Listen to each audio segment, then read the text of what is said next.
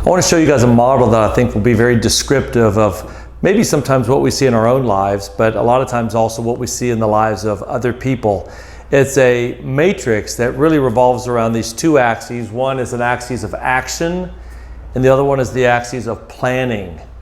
And you'll see kind of what the results are. So notice, for instance, a person who takes action but has no plan. So they're always doing stuff, but they don't really have a coherent plan or agenda for what they're doing. They are really busy.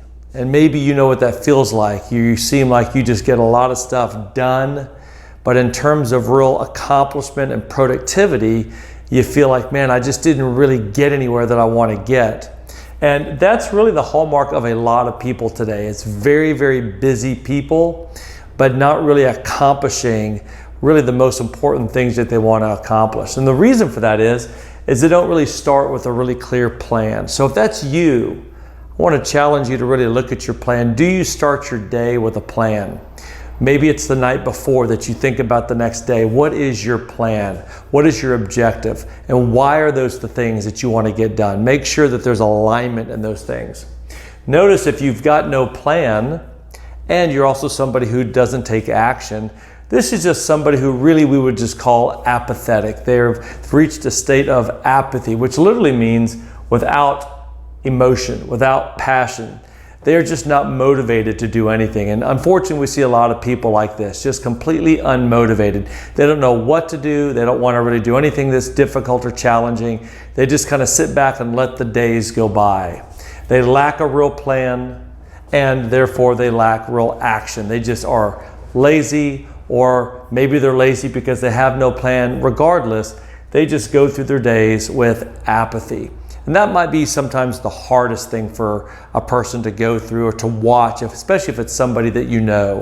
One of the things that can help in this quadrant for this person is to help them to come up with some vision, something that's meaningful to them, something that's compelling to them.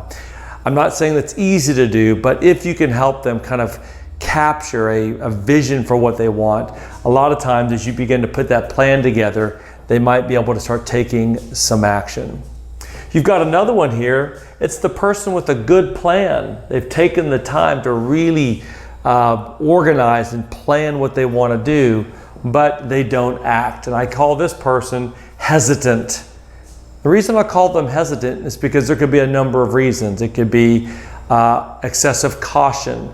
It could be fear. It could be uncertainty. It could be that they've got a good plan, but they don't trust the plan. It could be the implications of if it doesn't work. So there's a lot of things that could paralyze them that keep them from acting. And what you want to do with this person is you want to get them to begin taking small steps forward, help them to build their confidence.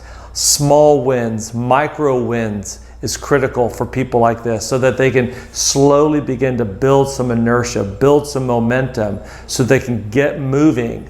Otherwise, they're just going to be stuck in the paralysis of fear or uncertainty or whatever the case may be.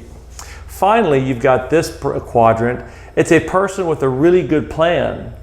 And they're also a person who takes action on the plan. And we call that progress. And I call that progress, not just busy, because they are literally progressing. They are moving forward towards their goals, towards the outcomes that they want. This is somebody who knows what the most important things are that they're trying to achieve. They know they've developed a good plan, not just a plan, but a good plan. There's a lot of people with plans out there, but they're not good. This is a good plan, and they trust themselves enough. They're confident enough in that plan that they take action. And they're willing to take on the risk along the way. And those are the people who make progress.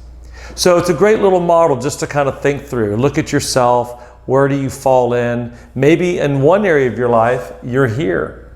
Maybe in another area of life, you're here. You could have a bunch of different areas of your life in different places. Our goal is going to be that in the most important areas of life, typically around relationships, family, finances, vocation, maybe it's your spiritual life, maybe it's your health, wellness, these sorts of things.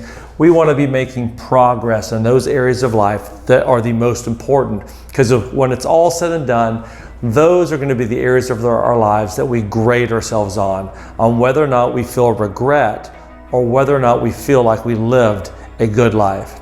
So take this, use it. I think it could be a great help to you as you do some self-evaluation, or maybe even helping others to evaluate where they are.